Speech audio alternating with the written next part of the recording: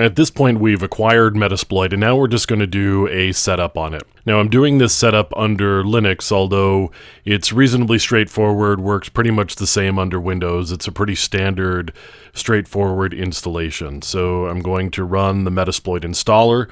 I need to have administrative privileges, which is why I'm running the sudo command here.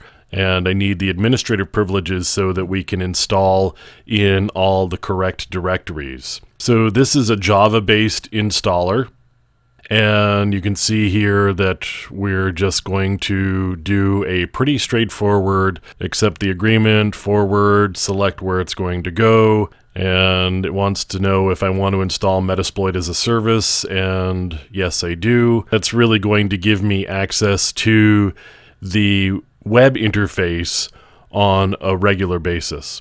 So as soon as the computer starts up, the web interface is actually going to start. So now at this point, Metasploit is going to install. It's going to install all of the command line utilities, which is primarily what we're going to be using.